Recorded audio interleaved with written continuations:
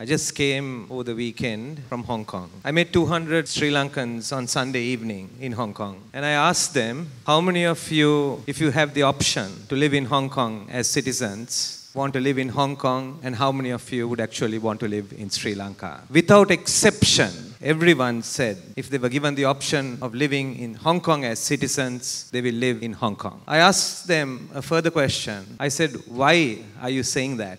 And a lady answered that everyone is equal before the law here. I said, give me a second reason. That lady said, everyone here, in Sinhala she said, Sudusata Sudusutana Denawa. Those were the two reasons. And this particular lady was actually a housemaid. When I found that out, I told the audience that I think she's in the wrong job. She should be in the Sri Lankan parliament. On the issue of the nomination, on the issue of the abolition of the presidency, I think it's a very valid question. Many people are going to have a question in their minds. If anybody promises to abolish it, will they actually abolish it? It's a fair doubt to have, because President Chandrika Kumaranatunga promised to do it and didn't do it. President Mahinda Rajapaksa promised to do it and didn't do it. I can say, fortunately, they're both from the SLFP. No UNP president has still made that promise and not kept to that promise. We all want better parliamentarians. We want even more than education, I would say. We want ethical people in parliament. And I think the point is taken that the UNP needs to show the way in how it will handle the nomination list of the future.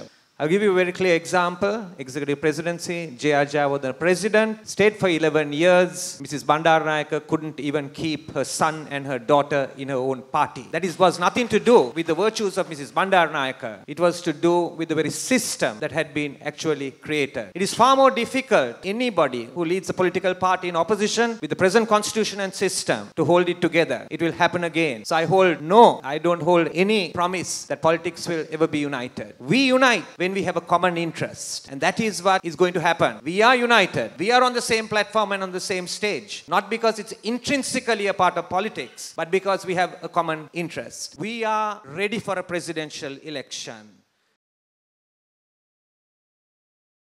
Now, I would like to ask how many members of parliament have filed annual tax returns, houses, and I get a salary of 54,000 rupees or something like that, and fuel allowance 30,000 or something like that, and entertainment allowance of one entire 1,000 rupees, telephone allowance of 2,000 rupees, my entire salary comes to about 100,000 rupees, or maybe slightly less than that. So on my 100,000 rupees, how do I live? That's the question that needs to be asked. So people who have done politics from day dot, how did they make the money? And then do they declare those things in their tax returns? I think a good example is Uber. I mean, if you look at the southern province, western province, the government came down from their high 70s to low 60s and high 50s. But Uber, the government got 50.1, and Badulla, they got only 44%. So there's a clear shift, I believe, taking place. So even though the government is doing all what they're doing, what we know they're doing, electorate seem to be shifting, and the numbers are reflecting that. For instance, I was shocked when we were at the district secretariat in Badulla, when the postal vote numbers came in. The government got 8,500 postal votes, and the UNP got 7,800 postal votes. That is the public sector. They are the teachers, military people, executives of government. So there is that shift taking place. The shift is taking place within the public sector. Shift is taking place in the rural areas. I mean, we won rural areas in Badulla. We did really well in rural areas, in many rural areas, Munragale. Even after the government bribed them on a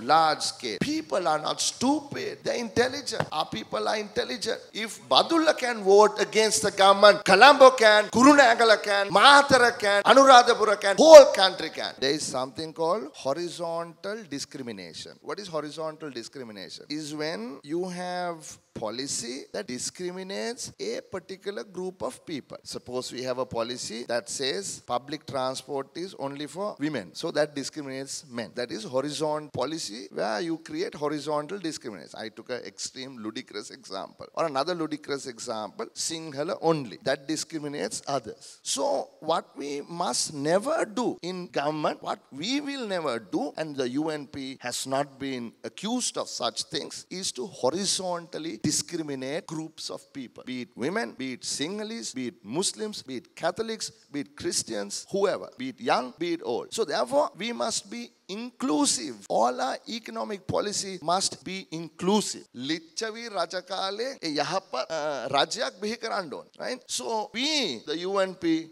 will create a government that will be fair to people. People will have equal opportunity. That economic power will not be centralized either with the state or with the henchmen. So I think that is a society where the 20 million people of this nation will be able to enjoy the dividends of growth, enjoy the dividends of development. That is the kind of country that we are hoping to create.